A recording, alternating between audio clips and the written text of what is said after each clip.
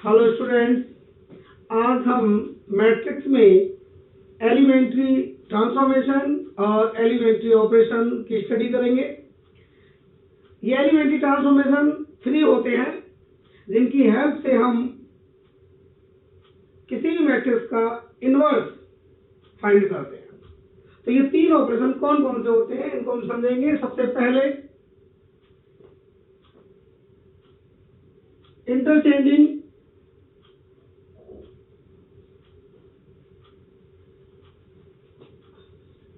of any two rows or columns।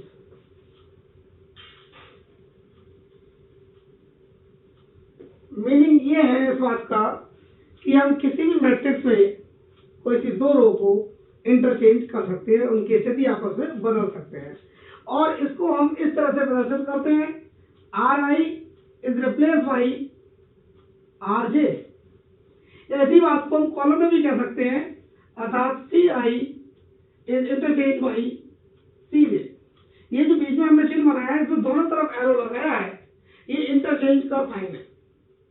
Interchanging के लिए हम ये वाला चिन्ह बनाएंगे और इसका हम समझ जाएंगे कि इसका मतलब ये है कि Ri और Rj इन दोनों रो को हमें आपस में इंटरचेंज करना है, बदलना है। यहाँ I की जो वैल्यू है वो 1, 2, 3 कुछ भी हो सकती है और J की वैल्यू भी 1, 2, 3 कुछ भी हो सकती है। अर्थात ये ऑपरेशन हम इस तरह अप्लाई करेंगे कि R1 is interchange by R2। जरूरी नहीं है आप 1 और 2 लो, मैं 2 और 3 भी ले सकता हूँ। C2 is replace by C3। मतलब यह है कि पहली और दूसरी रो को आपस में बदलना है, दूसरे और तीसरे कॉलम को भी आपस में बदलना है। रो का मतलब पंक्ति, कॉलम का मतलब स्तंभ। रो होती है हॉरिजॉन्टल पंक्ति और कॉलम होता है वर्टिकल, दैट इज स्तंभ। तो इसको एक एग्जांपल से समझते हैं। एक एग्जांपल अपनी तरफ से कंसीडर कर ले रहे हैं। चलिए 1, 2, 3, 4, 5, 6, 7, 8, 9 ये हमने मैट्रिक्स अपनी तरफ से कंसीडर किया है और इस मैट्रिक्स में हम ये वाला ऑपरेशन लगाएंगे, दैट इज R1 और R2 को आपस में इंटरचेंज करेंगे, मतलब इनको बदलेंगे। अब आप अच्छी तरह जानते हैं कि ये R1 है, ये R2 है और ये R3 है। तो R1 की जगह पर R2 लाएंगे और R2 की जगह पर R1 लाएंगे। तो ये जो R2 है इसको हम R1 की जगह पर करेंगे, 4, 5, 6 और ये जो R1 है इसको R2 की जगह पर करेंगे, 1, 2, 3 और तीसरी रो से कुछ नहीं करेंगे, इसमें कोई चेंज हमने नहीं दिया, 7, 8, 9। तो इस तरह से हमने इस ऑपरेशन को इस मैट्रिक्स पर अप्लाई कर दिया। इसे ऑपरेशन या ट्रांसफॉर्मेशन कुछ भी कर सकते हैं। इसी तरह अगर हम ये वाला ऑपरेशन लगाना चाहें कि C2 is interchange by C3, तो ये कैसे करेंगे हम? यहाँ पर हमें करना क्या है कि पहले कॉलम से तो कुछ नहीं करना है। पहला कॉलम तो ऐसे ही रहेगा, ये कॉलम है वर्टिकल वाला, यानी वो दोनों 1, 4 और 7, लेकिन हमें ये दोनों कॉलम आपस में बदलने हैं। ये वाला थर्ड वाला कॉलम सेकंड कॉलम पे आ जाएगा और सेकंड वाला थर्ड पे आ जाएगा, यानी C2 C3 को आपस में बदलना है। तो ये हमारा ये थर्ड कॉलम है, ये यहाँ आ जाएगा 3, 6, 9 और ये सेकंड है, थर्ड पोजीशन पर आ जाएगा 2, 5, 8। इस तरह हम इस ऑपरेशन को चाहे तो रो में यूज करें, चाहे तो कॉलम में, किसी भी तरीके से यूज कर सकते हैं। ये तो रही बात पहली ऑपरेशन की। अब इसके बाद दूसरा ऑपरेशन।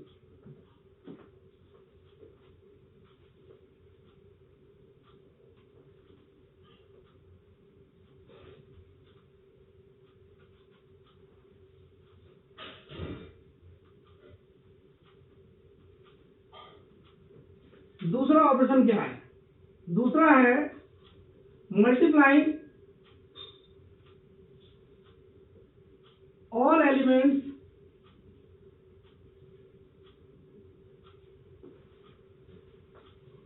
ऑफ एनी रोज और कॉलम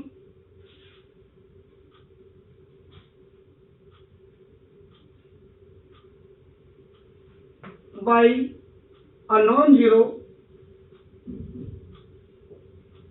scalar k। इसका क्या मतलब है? इस ऑपरेशन का मतलब ये है कि आप किसी भी रो या किसी भी कॉलम में किसी भी नॉन जीरो स्केलर का मतलब non zero number, non zero मतलब जो जीरो ना हो, अशून्य, किसी भी non zero number, non zero scalar का मतलब रियल नंबर भी हो सकता है कोई सा भी, उससे आप मल्टीप्लाई दैट इज गुणा कर सकते हैं। अब आप इस ऑपरेशन को हम इस तरह रिप्रेजेंट करते हैं कि R I is represent Y is replace Y के आर आई, और इसी बात को हम कॉलम में भी लिख सकते हैं, सी आई इज रिप्लेस वाई के सी आई। यहां पर आई की वैल्यू 1 2 3 कुछ भी हो सकती है। जैसे यही हम ऐसे भी कह सकते हैं कि R1 is replace by 5R2 5R1, यानी पहली रो में हमने 5 से गुणा कर दी, 5 से गुणा कर दी। या इसी बात को हम ऐसे भी कह सकते हैं कि C2 is replace by 3C2। अर्थात सेकेंड कॉलम में हमने 3 से मल्टीप्लाई कर दी, गुणा कर दी। तो इसको हम समझ लेते हैं कैसे। एक अपनी तरफ से कंसीडर कर ले रहे हैं एक मैट्रिक्स 1 2 3 4 5 6 7 8 9। तो इसमें सबसे पहले ये वाली प्रॉपर्टी, ये वाली ऑपरेशन लगाते हैं। अर्थात R1 में हम 5 से गुणा कर सकते हैं। तो कैसे करेंगे? 5 से सभी एलिमेंट में मल्टीप्लाई कर दीजिए, गुणा कर दीजिए। ये हो जाएगा 5 और 5 2 10 एंड 5 3 50। 4 5 6 7 8 9।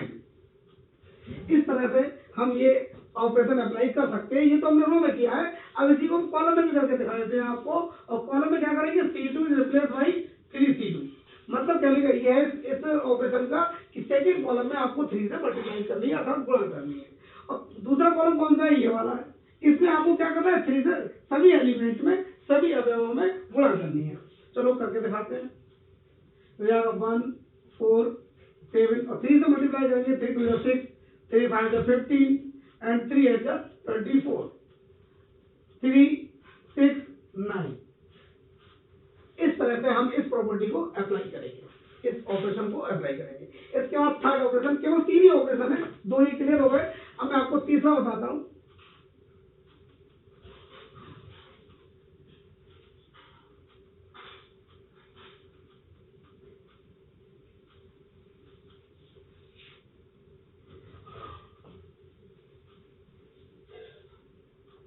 तीसरा क्या है?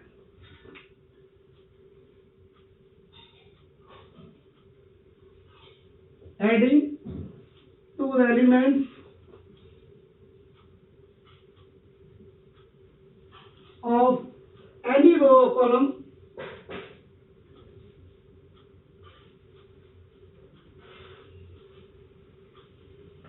of a matrix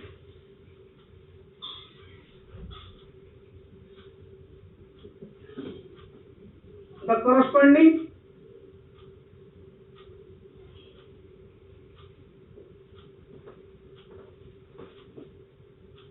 row or column of any other row, the corresponding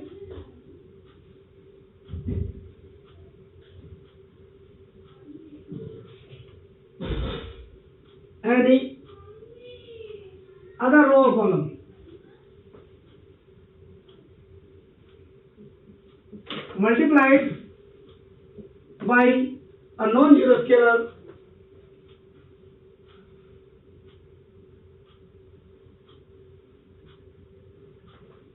k। तो इसका मतलब क्या है? अब मैं आपको इसको हिंदी में समझाता हूं। इस बात का मतलब यह है R I is replace by R I plus K R J, या फिर अगर कॉलम में कहें तो C I is replace by C I plus K C जे। और चीजों समझिए, किसी भी रो में किसी भी नॉन जीरो स्केलर से मल्टीप्लाई करके, गुणा करके उसको किसी अदर रो में, किसी दूसरी रो में जोड़ सकते हैं। और यही बात कॉलम के लिए भी है। किसी भी कॉलम में किसी भी नॉन जीरो नंबर से गुणा करके उसको किसी दूसरे कॉलम में जोड़ सकते हैं या घटा भी सकते हैं। भाई के तो हमने कहा स्केलर, के कोई भी रियल नंबर ये नेगेटिव भी हो सकता है। मान लो के की जगह माइनस 5 करा आपने, तो इसका मतलब है कि माइनस भी हम कर सकते हैं, तो ये प्लस माइनस कुछ भी कर सकते हैं। तो इसको भी अपनी प्रॉपर्टी समझते हैं। यहाँ पर i की वैल्यू 1 2 3 कुछ भी हो सकती है, यहाँ i जो है वो 1 2 3 कुछ भी होगा, एंड j की वैल्यू भी 1 2 3 कुछ भी होगी। अगर इसी के हिसाब से अगर हम पर्टिकुलरली बात करें, जैसे हम ये कहें कि R1 1 लेना है की जगह, R1 is replace by R1 plus 2R2, मतलब हम दूसरी रो में 2 से गुणा करें और उसको पहली रो में जोड़ दें, या हम ऐसे कहें कि C2 is replace by C2 plus 5C3, मतलब हम तीसरे कॉलम में 5 से गुणा करें और उसको दूसरे कॉलम में जोड़ दें। तो ये प्रॉपर्टी सबसे ज्यादा यूज करेंगे आप। अगला चैप्टर जो पढ़ेंगे डिटरमिनेंट, उसमें भी यूज होगी बहुत, और मैट्रिक्स में भी बहुत यूज करेंगे। बहुत ही इंपॉर्टेंट प्रॉपर्टी है, सबसे ज्यादा यही प्रॉपर्टी यूज होती है किसी भी मैट्रिक्स का इनवर्स निकालने के लिए। तो ये जो हम 3 ऑपरेशन पढ़ रहे हैं इसलिए पढ़ रहे हैं कि इनकी हेल्प से हम क्या करेंगे, इनवर्स निकालेंगे किसी भी मैट्रिक्स का, व्यक्तक्रम इनवर्स।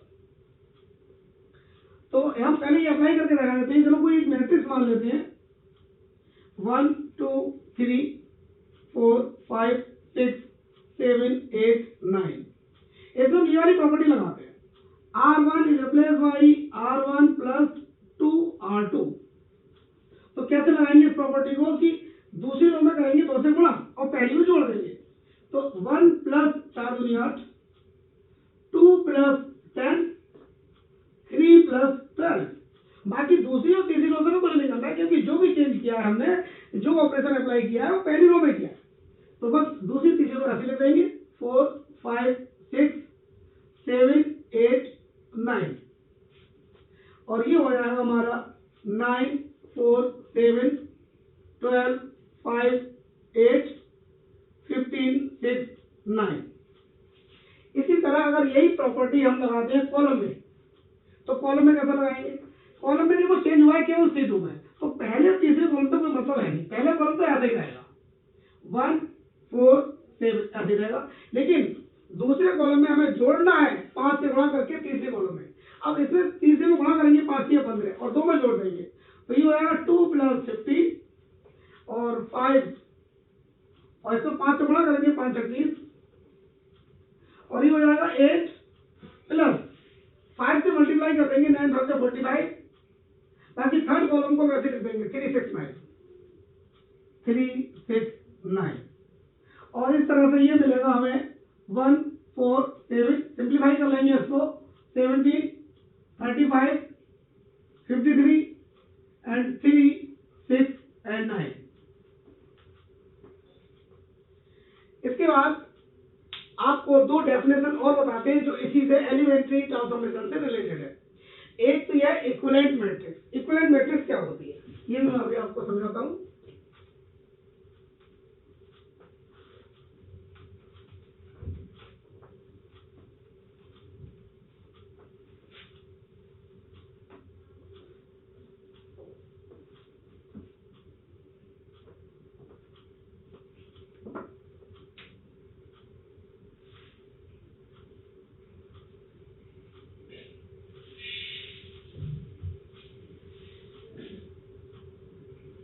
इक्विवेलेंट मैट्रिक्स, यदि किसी मैट्रिक्स ए में एक या एक से ज्यादा एलिमेंट्री ऑपरेशन को अप्लाई करके जो हमें नई मैट्रिक्स मिलेगी वो मैट्रिक्स पहली मैट्रिक्स के इक्विवेलेंट होगी।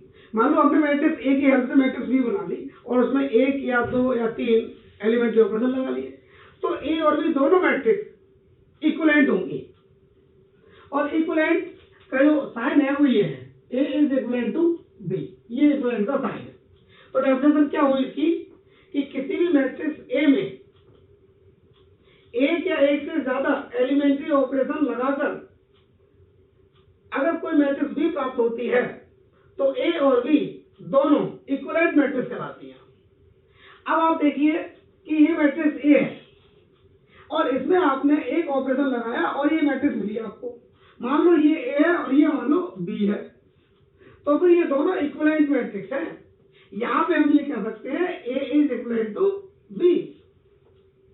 लेकिन हमने ये भी कहा कि 1 और मोर, एक या एक से ज्यादा ऑपरेशन। अब इसमें आप एक ऑपरेशन और लगा लो तो वो मैट्रिक्स भी एक इक्विवेलेंट होगी और लगा लो, यानी अब कितने लगाओ, लगाने के बाद जो भी मैट्रिक्स आपको मिलेगी वो मूल मैट्रिक्स ओरिजिनल मैट्रिक्स ए के इक्विवेलेंट ही होगी। तो ये क्लियर हो गया व्हाट इज इक्विवेलेंट मैट्रिक्स। अब एक अगली डेफिनेशन एक और,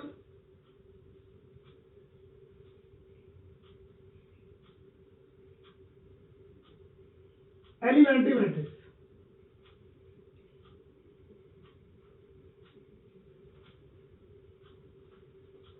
और डेफिनेशन लिख देते हैं, चलिए इक्विवेलेंट मैट्रिक्स की भी मैट्रिक्स की डेफिनेशन लिख देते हैं। A matrix is obtained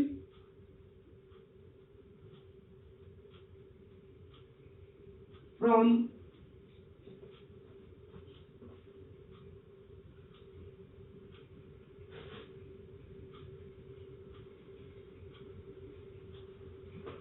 a matrix B is obtained from a matrix A by using one or more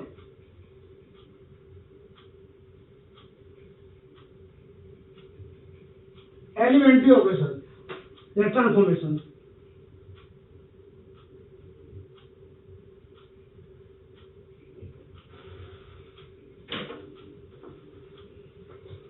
Then A and B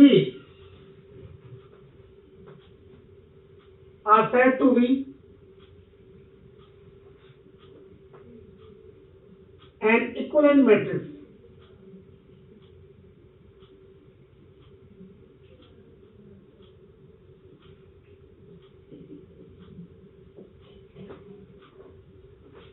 ये बना लीजिए।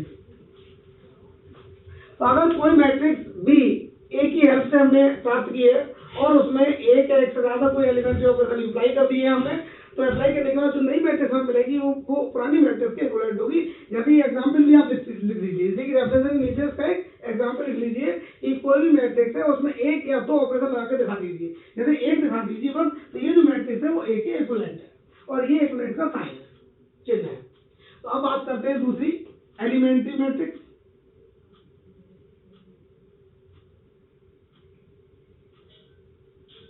ये एलिमेंट्री मैट्रिक्स क्या होती है?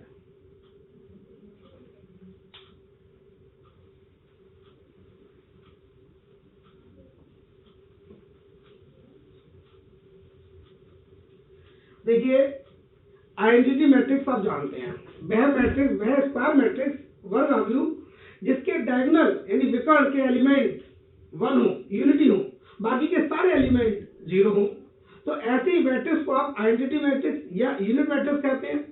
और यदि यूनिट मैट्रिक्स में, दैट इज आइडेंटिटी मैट्रिक्स में, अगर आप कोई सिंगल एलिमेंट्री ऑपरेशन लगाइए, जो भी आपको मैंने 3 ऑपरेशन बताए, उनमें से कोई एक ऑपरेशन लगाकर एक नई मैट्रिक्स आप प्राप्त करिए, वो मैट्रिक्स क्या कहलाएगी? Elementary matrix. यानी एलिमेंट्री मैट्रिक्स जो होती है वो हमेशा एक आइडेंटिटी मैट्रिक्स से प्राप्त होती है और उसमें केवल और केवल एक एलिमेंट्री ऑपरेशन लगाया जाता है। तो चलिए इसकी डेफिनेशन लिखते हैं।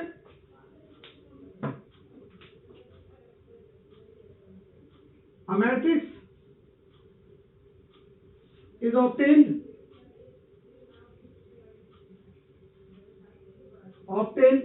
from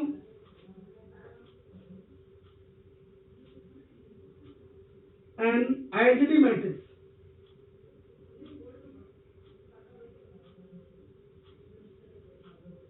by using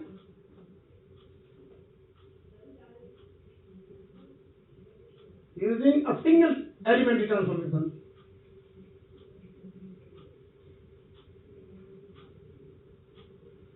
By using single elementary transformation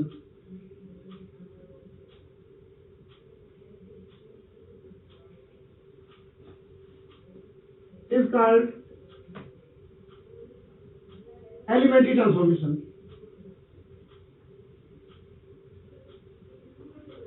called elementary matrix।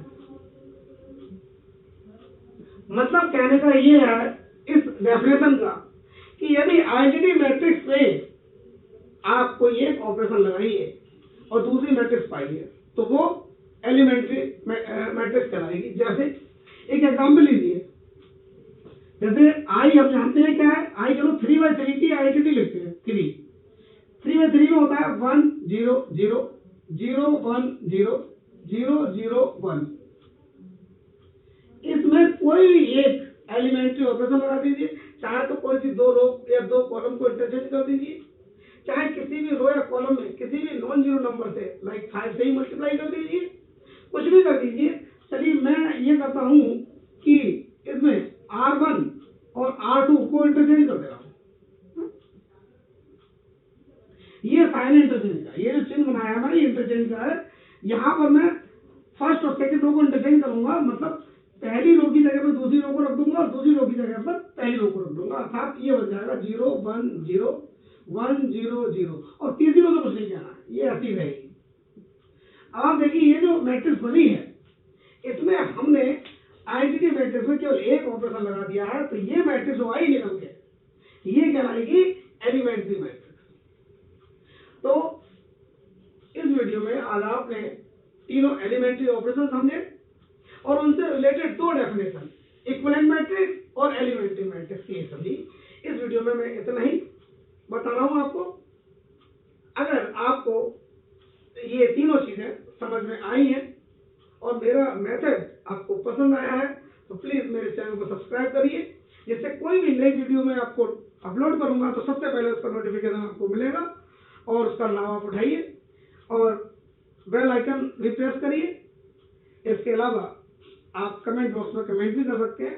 कोई भी एक्स्ट्रा टॉपिक अगर आप मेरे से पढ़ना चाहते हैं तो बताइए मुझे, मैं आपको उसकी वीडियो डालूंगा, या कोई डाउट है वो भी आप मुझसे पूछ सकते हैं। Thank you very much.